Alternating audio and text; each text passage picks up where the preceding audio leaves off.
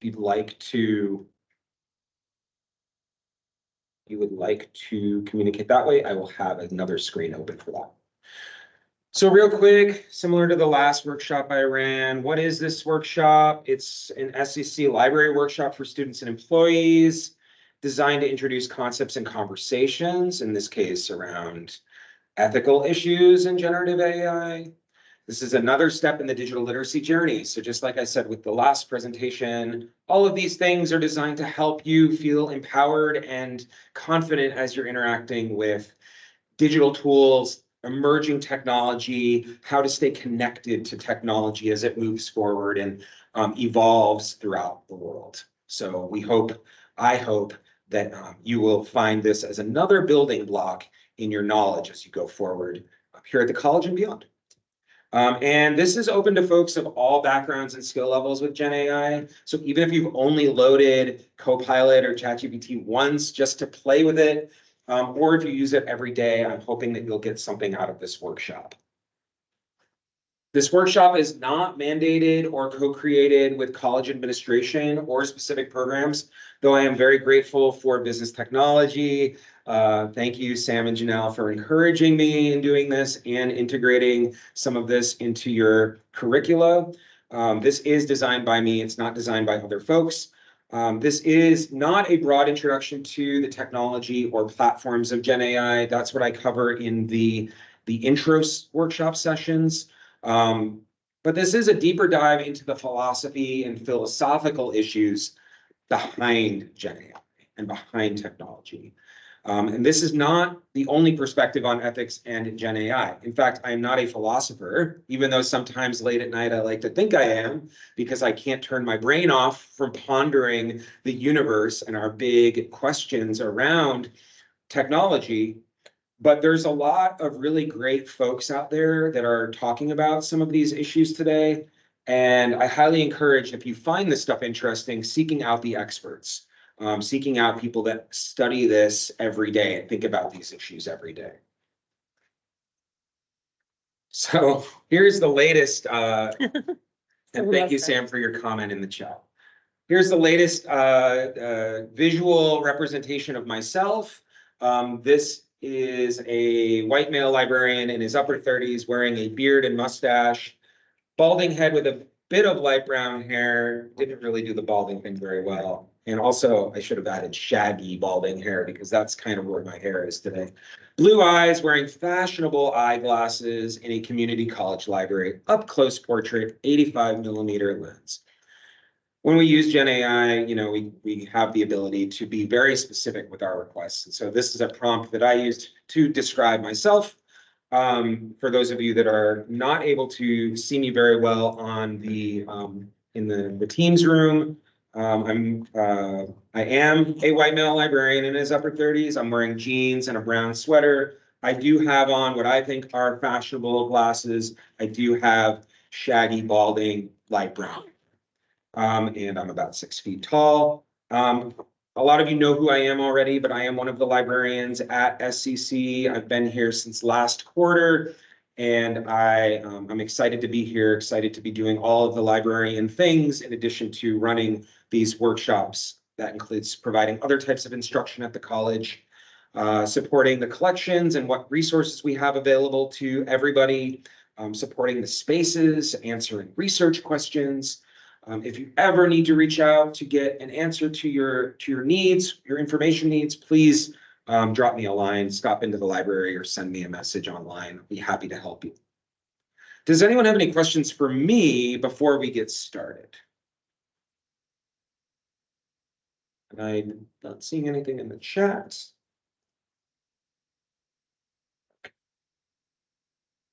All right, here we go, folks. And just a reminder, all of these images were from DALL-E 3. Hopefully they're exciting. So today's agenda is pretty short. We've got what is AI and generative artificial intelligence. So not a deep dive, just a review. What are or what is ethics? GenAI, the big ethical issues, and that'll take up the majority of the presentation content today. And then we'll go into either small group or big group discussions, depending on what people are feeling like. Could just be an open-ended conversation. And then at 10:30, we are going to dive into that last 30-minute open session for folks that want to practice or go into ChatGPT or Copilot or another platform, depending on what interest there is. And I see your note, Trevo. Awesome. So before we get into my content, I want to ask each and every one of you if there's something that's been on your mind when it comes to Gen AI or ethics in Gen AI. I want to really get an understanding of where your mind is at, and if there's something that you've been thinking about leading into this presentation. Can be anything. If it's related to ethics, that's great. But if you have other questions or thoughts on Gen AI that I can take note of and bring back into the conversation later, that would be awesome. Yes. Well, there was the thing we were discussing after the last class with the gamer guy. Yep. You guys were talking about how this is an uncomfortable topic. How they would put Taylor Swift's picture on top of a unclothed. Yeah. And so yeah, we were talking about, I was like, no, and he was like, well, and so I mean, there's art, I get it, but there's also it goes into a line where it's not art and it's just gross. Yeah. Okay. So yeah, we're referring to the deep fakes, the visual images. In this case, the example is the pretty much not universally claimed, because there was somebody that didn't really mind it last time, but pretty ubiquitous, horrific images of Taylor Swift that were in the media and were coming up on the internet a couple weeks ago. So yes, talking about deepfakes, we can definitely revisit that. Any other thoughts that are on the minds of folks? My question is really just about plagiarism and if it's considered plagiarism or not.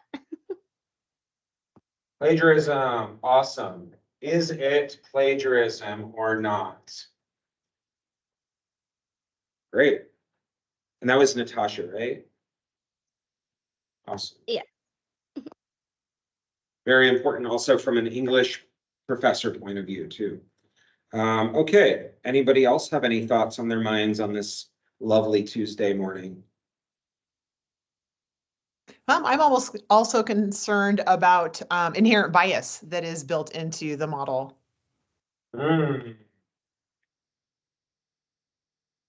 Inherent bias. Do you want to talk just a little bit more about what you mean or what you're concerned about specifically? Yeah,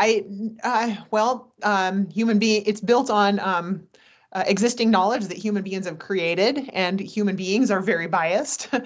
We see that in lots and lots of areas. And so as a result, the thing that is built on our knowledge is also inherently biased, specifically when it's talking about issues of inclusion and equity and representation. Those are things that I'm concerned are not being presented or well, certainly I think they are being considered. That's obviously a consideration that lots of people have as they're working with AI. But my concern is, well, being concerned about it is one thing, eradicating it is another. And I suppose that's maybe the task for all of us as we go about our lives, is eradicating bias. And anyway, so those are the sorts of concerns I have. Great. Thanks, Janelle. And I'm writing these things on the board, easier for me to see, but mostly for personal reference.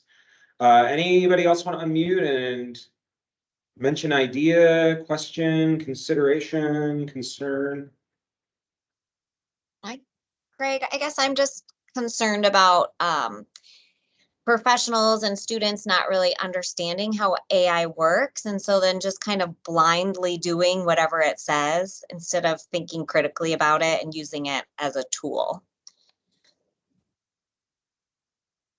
Great, that's awesome. I mean, it's not awesome, but it's an awesome consideration. Yes. And I think a lot of these issues are definitely, they extend well beyond just Gen AI, but we're seeing them very much important to consider with Gen AI specifically. I have one more Natasha, I see you question, if unmuted. that's okay. Yeah, go for it. Just about safety and security. Yep, that's another good one. And do you want to comment a little bit more on what you mean by that or explain it a little bit further? Yeah, so Caleb also is running a workshop congruent with the English department. And one of the things that we discussed is that whatever data you enter into the AI programs, it becomes their property.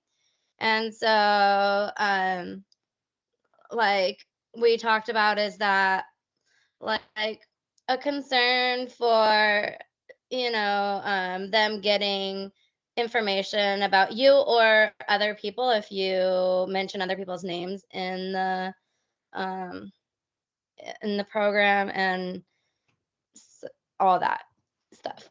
Yeah, that's big. Yeah. And today actually, or yesterday, I think it was yesterday, Reddit, the social media website, just announced a partnership where they're going to be essentially providing access to a big AI company to all of the Reddit data, which is like a gazillion posts and comments. And what does that mean? That's like another layer to that issue. But obviously personal use is a huge one as well. So thank you, Natasha. Okay, last call before we move on. Anyone have any other big considerations? 1 second, let's see if there's anyone new and then we'll get to you. Okay.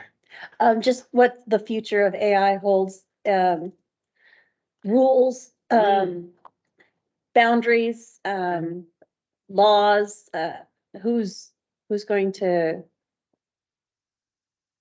check each other, Yes.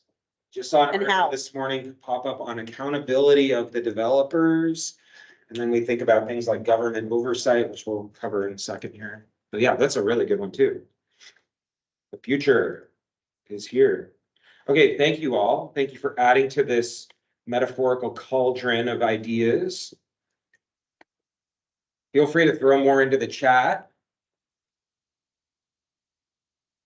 Okay, so real quick, here is a definition. Actually, this is one I didn't use in my intro one, but I like this one. I just recently discovered it. Artificial intelligence is the theory and development of computer systems that are able to perform tasks that normally require human intelligence, such as visual perception, speech recognition, decision-making, and translation between languages. So that's one definition. If we move outward to what is generative AI, so we're referring to those deep learning models that can generate high quality text, images, and other content based on the data they were trained on. And then just a reminder for those of you that may not be using it every day or may have only used it a little bit, that some of the common AI tools currently, as of this presentation, are ChatGPT, Copilot, which was previously called Bing Chat, Gemini, which is Google's product, and that was previously called Bard. Everything is changing, by the way. It's always changing. Perplexity, which is one of my favorite ones because it's geared towards doing research specifically. And there's an app for that as well as a website. Claude, DALL-E 3, which again is image generator, Midjourney, Stable Diffusion, and Sora. And if you haven't seen Sora, this came out last week, it was announced. It's by the same creators as ChatGPT and DALL-E, but it's for video. Very impressive, and a lot of people find it terrifying because of how good it is in creating complex video created entirely using GenAI. Okay, so let's dive into ethics. So before we get into some definitions, and some kind of descriptions of what ethics are. Does anyone have a sense of ethics at this point? Have you ever heard of the word ethics? Yeah. What is ethics? It's doing what's right when no one's looking. Doing what's right when no one's looking, okay. Anyone else want to chime in what their understanding of ethics is?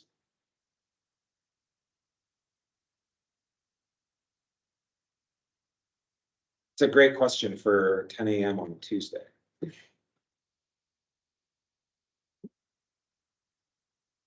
And I do the 6-second wave for everything, so it's not uncomfortable for me. Who's that comedian who does like the uncomfortable silence at the end of the thing? Yeah. The guy with the Scottish accent. Late night talk show. Can't remember his name. So I'm not a philosopher, but I do like ethics. As I mentioned, I like to think about philosophy, and ethics is often included in philosophy. It's also just something interesting to consider in everyday life. You don't have to think about it as a philosopher. But this is a really good set of statements from David B. Resnick. And this is from the National Institute of Health. So this is coming out of a health background, the publication that this definition is included in, but I'm going to read it because I really liked it when I came across it. When most people think of ethics or morals, they think of rules for distinguishing between right and wrong, such as the Golden Rule, a code of professional conduct like the Hippocratic Oath, which is first of all, do no harm, a religious creed like the 10 Commandments, including thou shalt not kill, or wise aphorisms like the sayings of Confucius. This is the most common way of defining ethics, norms for conduct that distinguish between acceptable and unacceptable behavior. So I think it's important to also acknowledge that the norms could be culturally, and they could also be on the other end of the spectrum individually. What is your personal line or your personal perspective? What you decide, and what is on the other end, society's or the largest group. Or maybe you could go even further depending on your belief system and say, what is the creator's perspective? What did it create when it comes to? So there's a spectrum of these norms for conduct. I was just reading ethics and then reading back over what everybody was wanting to talk about and just trying to kind of apply it. That is we're gonna get there, but yes, keep all of these things in mind when we revisit and rethink about those big issues that came up a few minutes ago for folks. Another addition to Resnick's explanation of ethics includes, one may also define ethics as a method, procedure, or perspective for deciding how to act and for analyzing complex problems and issues. For instance, in considering a complex issue like global warming, one may take an economic, ecological, political, or ethical perspective on the problem, while an economist might examine the cost and benefits of various policies related to global warming. An environmental ethicist could examine the ethical values and principles at stake.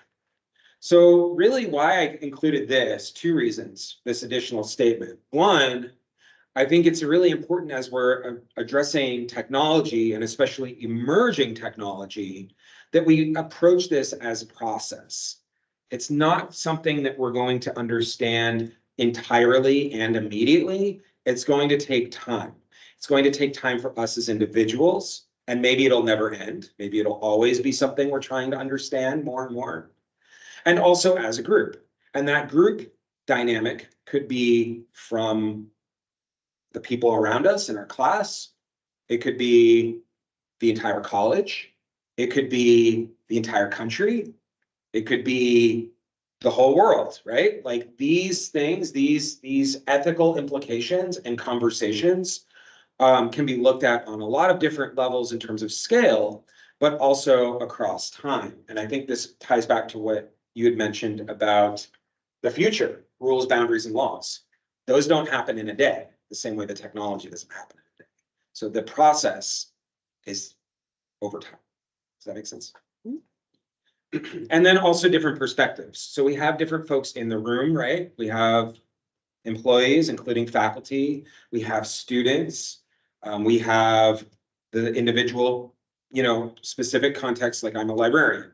My approach to this might be different than someone's approach where the biggest concern is plagiarism or the biggest concern is workflow. There's a lot of different perspectives that we can apply ethic analysis to. I think it's important for us to reflect on as individuals and as a group, what those different perspectives are as we go forward. I love this image. It's so paradisical, but also so awful. So when we think about integrating ethics and Gen AI at Spokane Community College, as I mentioned, it's important to include the personal experiences and perspectives. We're a diverse group here. We come from a lot of different positions and a lot of different perspectives. A lot of our work is varied across the college. So understanding that as a basis is important. It's also important to recognize that there could be organizational responses to what's happening with Gen AI and technology at the college. Right now, there is no blanket statement on the use of Gen AI here. Some schools have put out organizational responses, including policies, including restrictions, or statements of opportunity around these types of technology. So being aware that that could happen at the college is important. Consensus and agreements. I think this is a super important one when we think about ethics. We are all having our own opinions, our own concerns, considerations, and priorities. We're also in conversation. So how you use it in your class, for example, as a student, depends on where you've made an agreement with your professor. Or maybe they're not even offering an agreement. Maybe they're just saying you're only allowed to use it this way and this way. And then you have to be aware as a student, as a successful student, that those restrictions are in place. But as we discuss some of these bigger issues, this becomes very important because we're thinking about things like the harm of individuals, for example, the deepfakes idea. Or we're thinking about bias and where some people may be included or left out. And so having a shared understanding ends up becoming pivotal to how we go forward. This is an opportunity, like thinking about ethics and these tools is really important because of the amount of work that we can get done with these tools in some cases. But also this offers an opportunity to engage a little bit with our critical thinking brains and our ability as individuals to evaluate and assess the world that we're living in and how we participate. So on a super kumbaya level, like this is an opportunity for us to come together and really have some good conversations over time about where this technology is leading us and how we're using it. I am super into healthy skepticism, and I think that ethics really invites that. It invites the conversation around, is this really the best thing we can be doing? Is this the best thing that exists out there? Is this healthy or not? Asking these questions is really on par with what ethics is all about. And then this goes back into that conversation, Sam, I think you mentioned it, regarding blind use. So when things become normalized or ubiquitous, including these tools, how do we respond to normalization rather than just allowing it to take over and be integrated into our everyday life? Ethics allows us to question and potentially oppose in a way that can be very healthy, including allowing for boundaries, allowing for insight, allowing for slowing down before we just, succumb. Any thoughts on this before we keep going with some of the big issues? I just had the thought about future and how so many tools take out jobs for other people. And so I know they create some other ones, but usually that's not where the skill set is for the ones that have been replaced. So like before, like in Einstein's day, kids were 7, they go and they learn from somebody. Yep. They're the ones that know that skill set. Now it's online, and everybody can Google it and find out that skill set. And so it just, Yeah. just looking towards the future. Implications on employment, jobs. It's like, it's hitting us fast and quick, and it's scary when you don't have a job. Yeah, I mean, that is definitely something to be aware of. If it is going to happen and if it is going to replace jobs or change the workforce in some way, even responding to it ethically or thinking about it ethically can get us closer to it. So we're more aware of the texture of it, the layers of it, staying connected to it, even if we don't like it or don't want to use it. This will essentially bring us closer to it so we can understand it better and then use our voices to try to impact or respond to what it's doing in our industry or in our workforce. So I'm going to go through some of the big issues now, and these are, because of time, these only kind of highlight some of the key points for some of these issues. Each one of these you can actually Google or look up and read more about, because they are super big issues and they're ones that a lot of people are thinking about.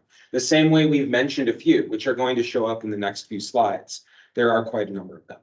And they're not, I don't cover everything here because, you know, you could go down all these as rabbit holes and find a lot of implications and a lot of problems beneath the initial problems, the initial issues.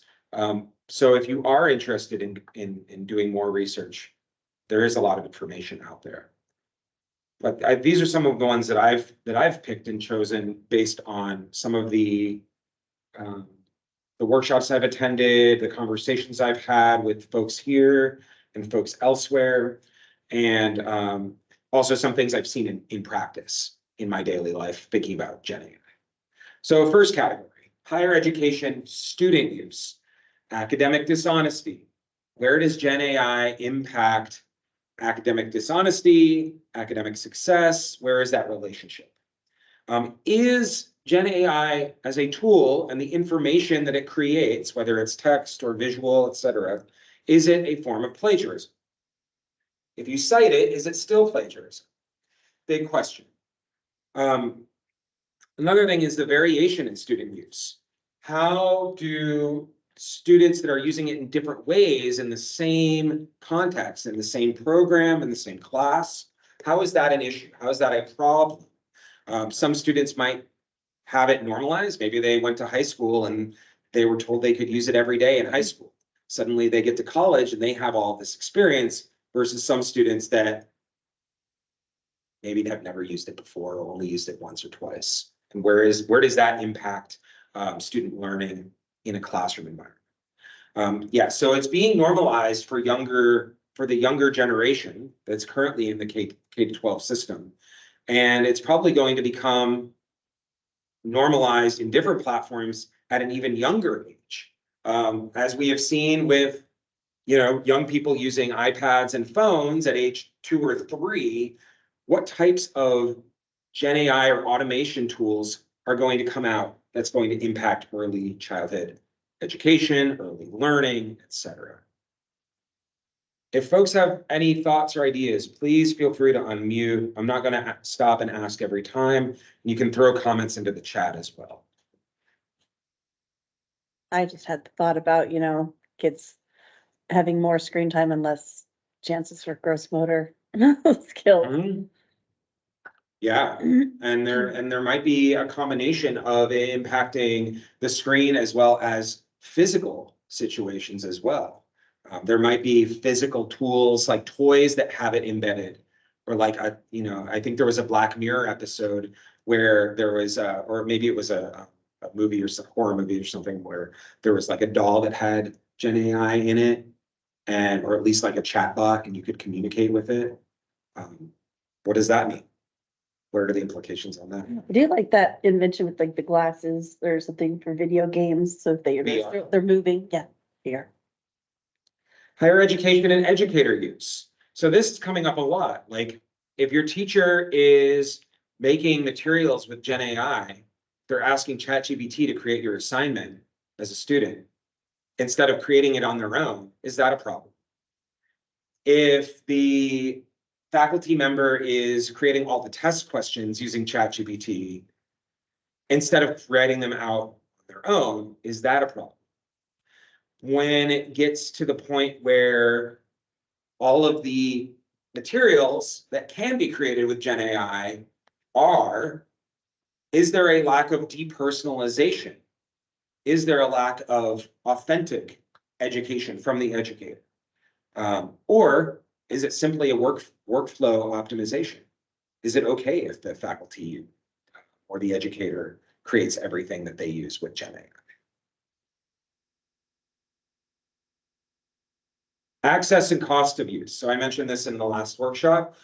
So there is obviously a variety of tools. Some of them cost money. Shifting a typo here. Some of them cost money and some of them do not. Some of them are free. What does it mean for those that can afford it and those that cannot? If you can't afford it, but someone next to you can, and they can do more for their context as a student or as an employee or as a professional. What does that mean for the world? Accessible design. Some folks have accessibility needs.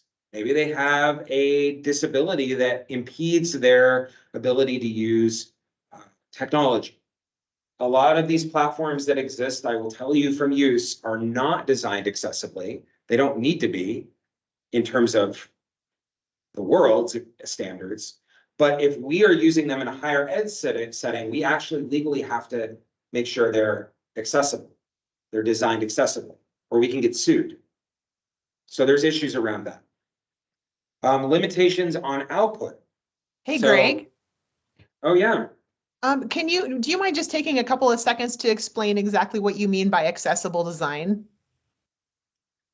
Yeah, so if someone can, so there's a lot of different types of disabilities and there's a lot of types of needs that people have. And they typically, when they're a student at this college, they go through, disability access services to get some kind of accommodation. But we need to be able to, as educators, ensure that the platforms they're using can, if they need to be accessible via things like screen readers or other types of supplementary software or tools, that they can be. And that can include, there's a lot of ways that platforms can be accessible. But if you're on your phone using a phone app that is ubiquitous, so for example, Perplexity, and if you're an educator that's asking students to use that tool, and then suddenly they can't and there's no alternative, technically you're not allowed to use that as an educator. You're not allowed to require a student to use it. And so if you can't require them to use it, what do? You go to another tool, you just remove GenAI because none of the tools that you found are accessible. There's a lot of issues with that. Thanks for that clarification. Yeah, thanks, Greg. Limitations on output. This is going back to the cost and access. So if you don't pay, you might not get the best features. If you don't have an internet connection, you might not be able to use that tool. There are offline GenAI tools now. GPT for All is one that I like to use and recommend. But a lot of the best ones, the flashiest ones, the ones that we're used to, do require internet. So what does that mean for us? Training and education. Who's responsible for teaching these tools? And for-profit versus open. So this goes into some other ethical issues. But if a company is trying to make money on a product, what does that mean? What are the implications for that when it comes to what we are recommending folks use? How does that go back to questions around safety and security and what data is being used, how people can be exploited if they're basically selling their data by being a user of the platform, versus folks that are creating open languages, open models, open tools like Meta, for example, which is committed, the Facebook company, which is committed to making sure their platforms are open. This leads us to user data and privacy. I love this image. It's super creepy. All these eyeballs. So yeah, if the platform is using the user data, what does that mean? Can you require, as an educator here or as a professional, can you require users to sign up for an account and use the platforms? How do you teach about user data and security? How do you come up with best practices with these tools so that folks that are using them, that you're asking asking them to use, is those best practices allow for more security and privacy? What do we know about the platforms themselves? Last summer, ChatGPT was hacked and everybody's conversation history was leaked. What does that mean? What are the implications of that? And then a week or two ago, another big thing came out. We learned that OpenAI was making a memory feature for ChatGPT, which I always thought was like true, that was happening to some degree, but it's actually now a feature. It's not not just a thing on the side, but if you have multiple conversations going in ChatGPT, the default is that they will all have a memory amongst themselves. And so what that means is if you're in one chat and you're doing prompting, it can actually load up information from other chats that you have, which can be super powerful. But let's say you share an account with another person. Suddenly there's some issues around privacy if you're having different conversations that can learn from one another. This is a huge one. There's a ton of other privacy problems here. I will say, however, there are some interesting things that Microsoft is doing with Copilot, because Copilot, it has, it's part of Microsoft 365 and Windows, and they want it to be used across all of the subscriptions, which many, if not all, colleges and universities have. And so they're coming up with a bunch of privacy, like internal privacy regulations with Copilot. And so if you use Copilot at SCC, you'll notice a little bar that says we do not use any user data as we evolve our platform. But how much can you learn about that as you dive into that rabbit hole? Technology costs. So exploitation of laborers. Who's actually managing all of these platforms? You can look into some reports on the $3 and $4 an hour jobs that some people all across the globe have in training some of the data and managing that. There's also server, GPU, electricity costs, so terrible for the environment.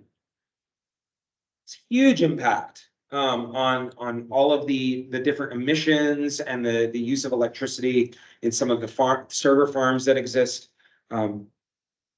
OpenAI is buying a lot of the GPUs that are being made by NVIDIA and other companies to make sure that their video and image platforms are able to work quickly.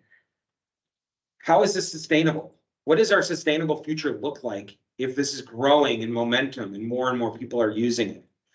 Are we going to turn into this kind of matrix-like shell of a world where everything has been roboticized and the world is a husk of its former self? To be a little bit dramatic about things. This goes back to something that came up earlier, workforce and job security. How is this automation with GenAI going to replace or change jobs? How are our skill sets and literacies in terms of what we learn and how we learn to do our jobs going to evolve? I've mentioned it before, but prompt engineering is the term that people throw around now. And what that means is becoming efficient in using prompts in the tools to do your work and to know exactly what to type in to a tool like Copilot to get an optimized answer. And then working smarter. What does that mean? Everybody's like, oh, you're going to have an AI tool. It might not take your job away. It's going to make you do your work better and smarter. What does that mean for nurses or for bakers or for secretaries or admins in different settings? And then what does it mean to have more systems? We already have to learn about Word and Excel and PowerPoint and Access and Outlook. We already have to learn about Googling things. What does it mean to have another system to master, to be an expert in terms of our cognitive load, in terms of like our capacity? I already feel that with using these tools. I could go in all these different directions, but I only have so much time in the day to use them. Bias. So yeah, this came up earlier. You know, what is bias? Bias takes many forms, and there's a limitation on on output within the data sets because, as Janelle, I think you mentioned, our human knowledge as individuals and as a group is already biased. Bias is everywhere. We're not going to get rid of bias. We're never going to be perfect and be entirely inclusive. How do we address it? How do we acknowledge it? How are we aware of it?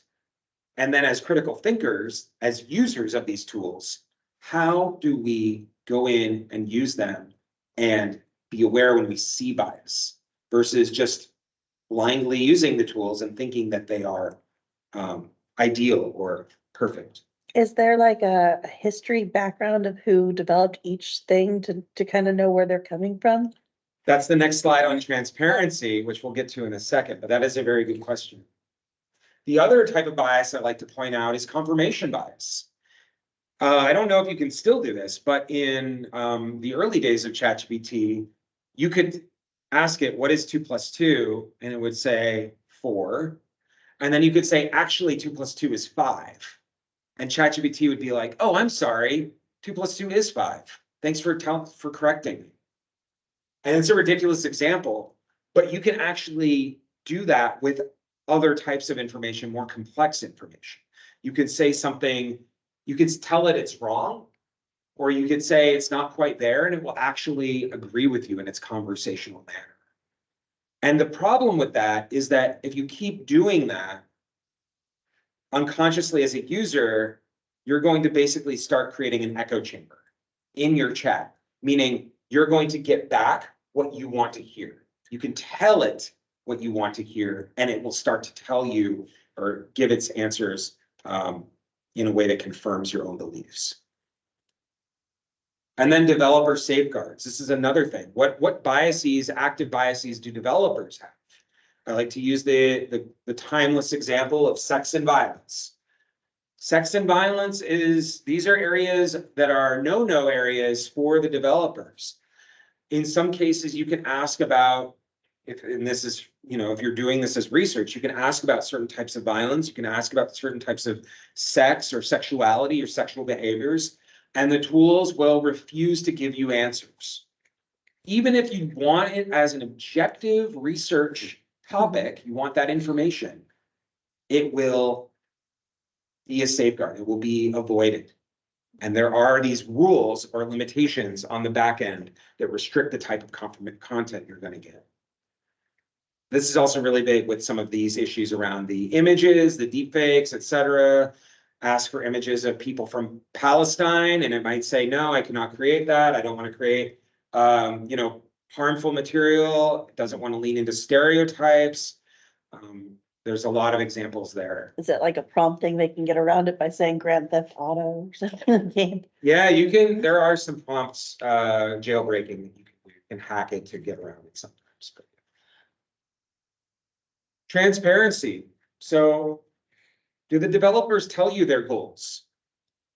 Do they talk about how they created their data or generated their data sets or collected their data sets? Do they talk about who's funding them or where the money is going to lead? What about the rules and functions? In most cases with the for-profit businesses, none of this is publicly available.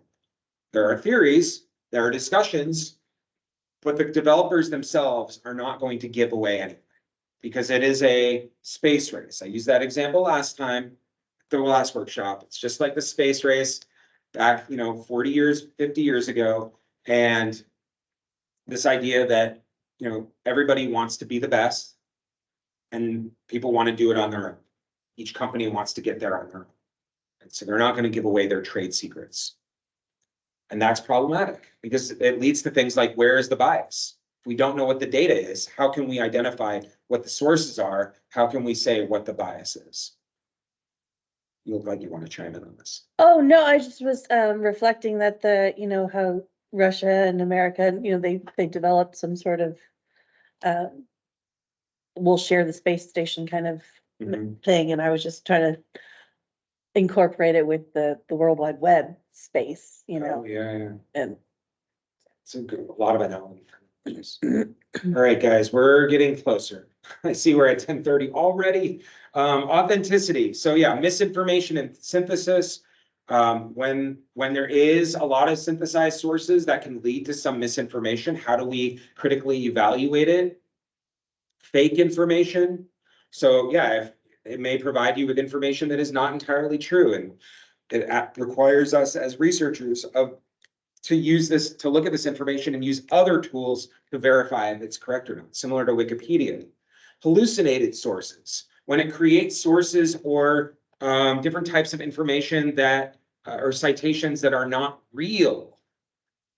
And we think they're real because we are on autopilot. We love how fast these tools are, and then we need to verify, but maybe we don't know that these are hallucinations.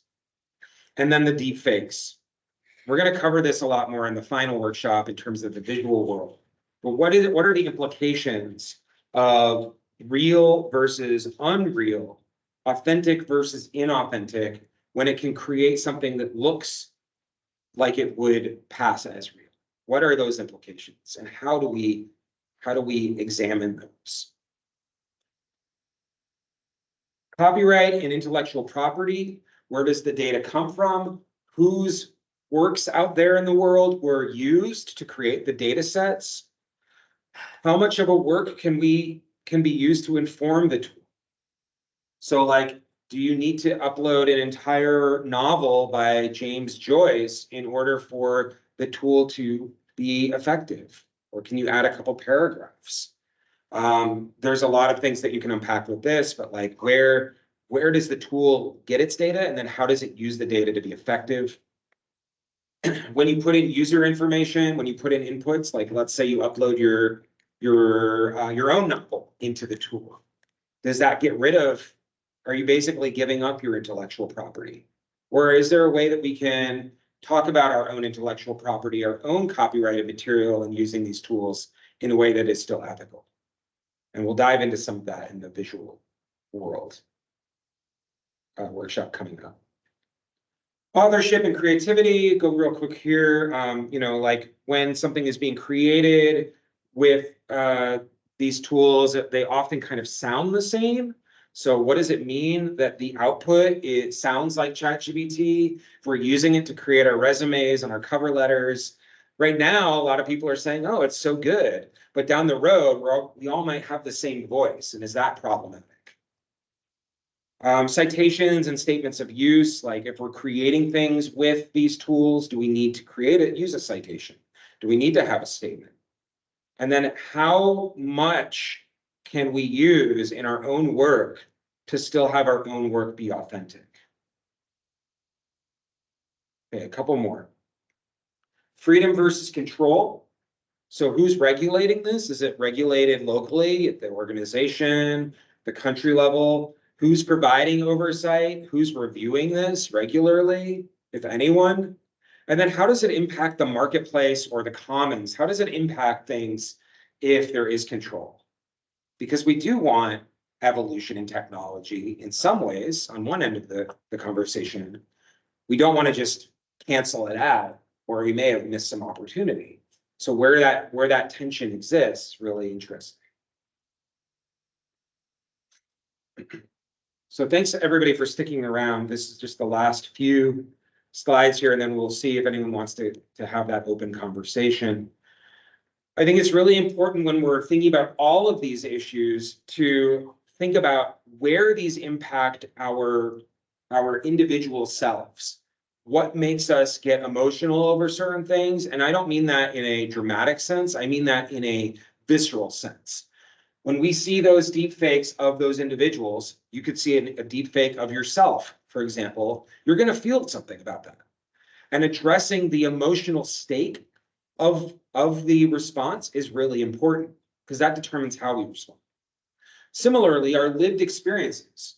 how do some of these issues around the technology directly impact our day-to-day lives? There may be real benefits. We may have a much more optimized reality with these tools, but they also may be very much real in their sense of harm and in their sense of impact negatively to our everyday life. So acknowledging all of these different lenses is really important as we have these conversations. And then as we kind of go back to ethics, it's important to connect with our sense of values. So what is our value of technology in general? How is Gen AI technology just an extension of our sense of value of other technology or technology more broadly? Similarly, communication.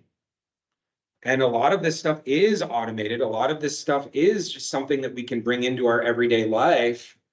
And the other element is that it's conversational. But maybe we have values around getting away from technology when we're doing our work, when we're communicating. I know in Spokane, a lot of people I've met love face-to-face conversations. They're all about it. They don't like email. It's a stereotype, I know, but I've noticed that here since I've lived here. And so what does that mean when we're kind of balancing our value of technology and our value of real authentic communication?